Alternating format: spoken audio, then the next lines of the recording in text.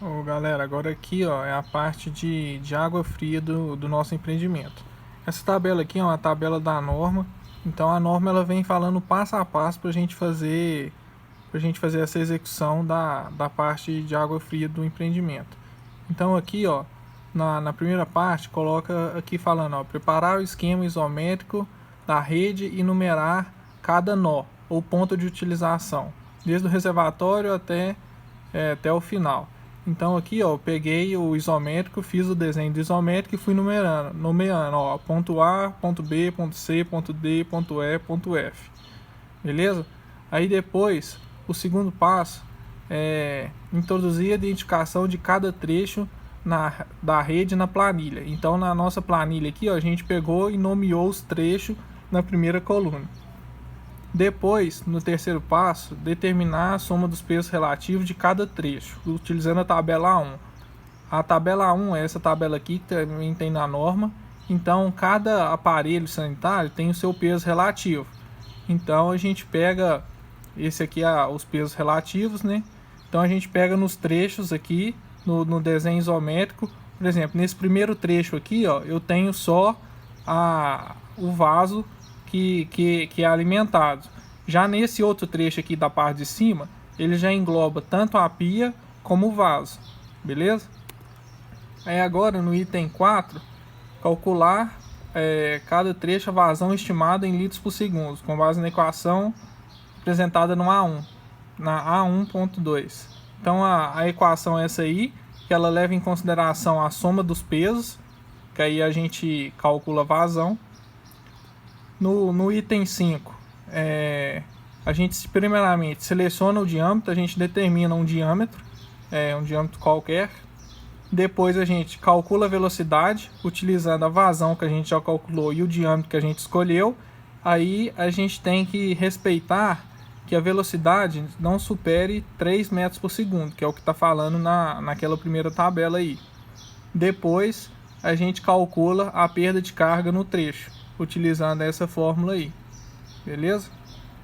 Aí agora o item 6 é determinar a diferença de cotas entre a entrada e a saída de cada trecho, considerando positiva quando estiver de cima para baixo e negativa quando estiver de baixo para cima. Então, por exemplo, aqui ó, nesse isométrico, considerando do ponto G para o ponto H, a gente está subindo, então isso é uma diferença negativa. E como a diferença do ponto G para o ponto H tem uma diferença de 1,20 m, como mostra aí, aqui na tabela, na diferença de cota, a gente considera lá, ó, menos 1,20 m no item GH, beleza? Agora no item 7, determinar a pressão disponível na saída de cada trecho.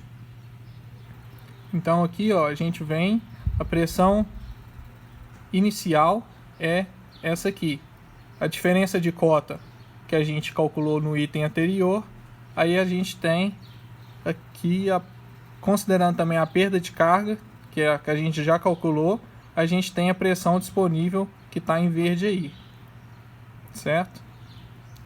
Agora no item 8, medir o comprimento real da tubulação em cada trecho. Então, por exemplo, aqui ó, no trecho DE, a gente tem o comprimento dele. Então, na planilha, no trecho DE, a gente mede pelo AutoCAD, pelo projeto que a gente fez, e tem o comprimento real dele de 0,95 metros. No item 9, determinar o comprimento equivalente de cada trecho, somando os comprimentos reais ou comprimentos equivalentes das conexões. Então, essa aqui ó, é a tabela de comprimento equivalente. Então, por exemplo, aqui ó, no trecho EF, a gente vai ter aqui no ponto F um joelho de 20, porque a tubulação nesse trecho é de 20. Então, o joelho de 20 ele tem um comprimento equivalente de 1,20 m.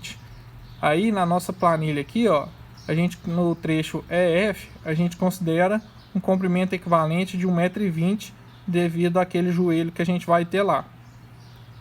Agora, no item 10, determinar a perda de carga de cada trecho.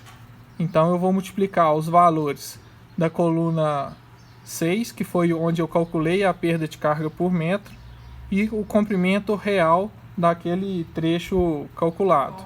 Então, eu multiplico um pelo outro e tenho a perda de carga naquela parte da tubulação. No item 11, determinar as perdas de carga provocadas por registros e outras peças. Então eu venho aqui também no comprimento, na perda de carga que eu calculei por metro, vou no comprimento equivalente que eu somei de acordo com as peças que tem em cada trecho e calculo a perda de carga das peças que tem naquele trecho.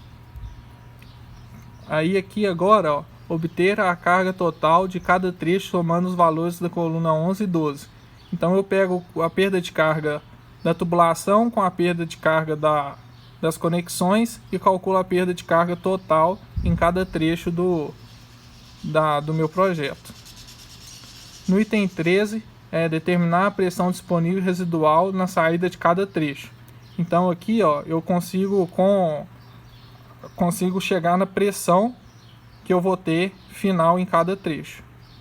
E aqui no item 14 eles falam que se a pressão residual for menor do que eu precisar utilizar, se essa pressão aqui não for suficiente, eu vou chegar e vou ter que mexer no diâmetro da tubulação. Então se eu aumentar o diâmetro da tubulação, eu vou melhorar a minha pressão no ponto. Aí é só eu voltar alterando e calcular tudo de novo. Só que aí, como a gente faz no Excel, se eu alterar o diâmetro aqui onde está 20 para 32, a própria planilha já ajusta tudo e a pressão lá no final aumenta. Beleza? Então é mais ou menos aplicar as fórmulas da norma numa planilha do Excel e ver se atende às necessidades de cada peça que a gente vai ter nos trechos. Fechou? Qualquer dúvida, a gente troca uma ideia aí.